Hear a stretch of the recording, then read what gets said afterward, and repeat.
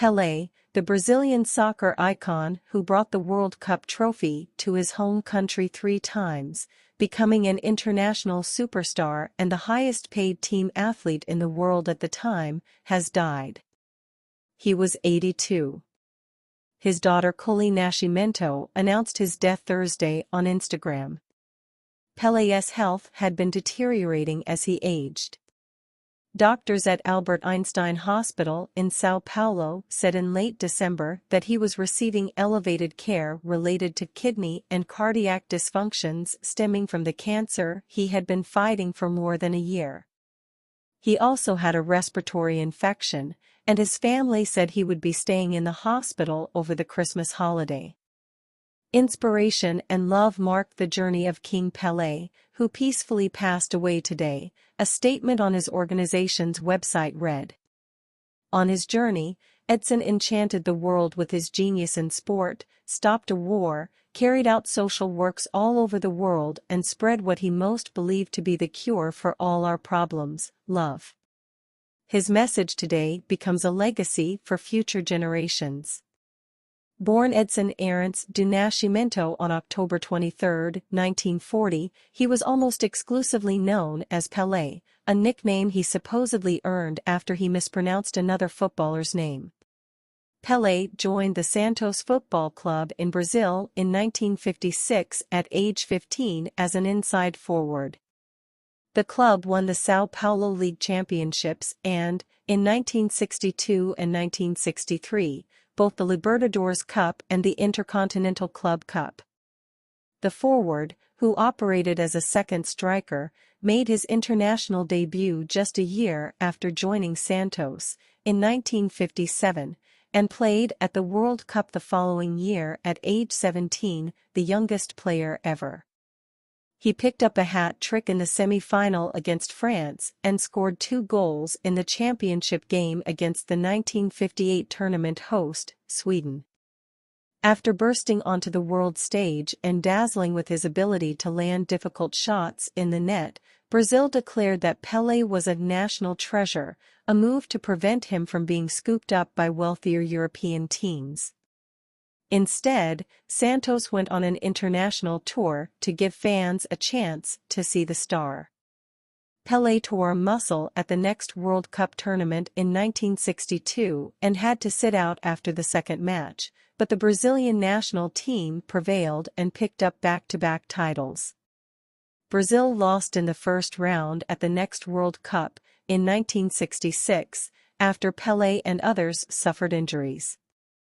He considered retiring from international play, but made a triumphant return in 1970 to win it all once again. Pelé closed out his World Cup career netting 12 goals in 14 games and remains the only soccer player to win the trophy 3 times. Pelé retired from Santos in 1974 after scoring a mind-boggling 643 goals in 659 games. He was coaxed out of retirement a year later to join his second-ever team, the New York Cosmos. At 34, he signed a 3-year $7 million deal to play for the U.S. team, which the New York Times reported at the time made him the highest-paid team athlete in the world. He ended up playing for the Cosmos for 2 years, helping them win the North American Soccer League trophy, and he was widely credited with increasing popularity in the sport in the U.S. His last ever game was an exhibition match between Santos and the Cosmos. He played the first half with the Cosmos and the second half with his beloved Santos. When the time expired, his teammates lifted the emotional Pelé onto their shoulders and paraded him around the field. In simple terms, Pelé made soccer cool, Shep Messing, a goalkeeper for the Cosmos, told ESPN 40 years after that last game.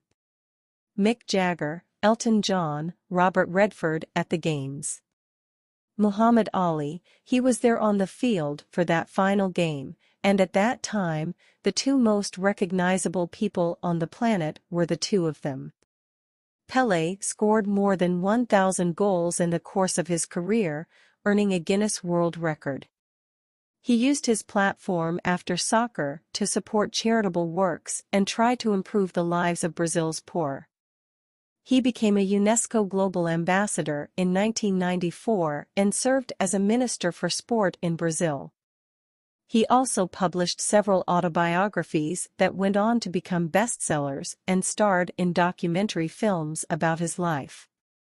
He and Argentine star Diego Maradona, who was younger than Pelé and played after his retirement, have often been discussed as the greatest players of all time, even being jointly named the Player of the Century by FIFA in 2000. Despite the competition, the two struck up a friendship before Maradona died in 2020 after years of trading jabs. "I want to thank Pelé. We know who he is and who he will always be. We need icons like him," Maradona said at a friendly exhibition match in 2016. FIFA ultimately named Pelé the greatest of all time in 2012, and the International Olympic Committee named him the Athlete of the Century in 1999. After his death was announced Thursday, tributes from the soccer world poured in. Santos tweeted out a reference to his nickname, O Rei, or the King. Portuguese star Cristiano Ronaldo praised the King on social media as well.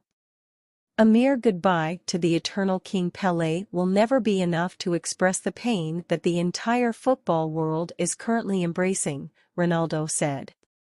"An inspiration to so many millions, a reference yesterday, today, and forever. The love you always showed me was reciprocated in every moment we shared, even from distance. He will never be forgotten, and his memory will live forever in each and every one of us football lovers."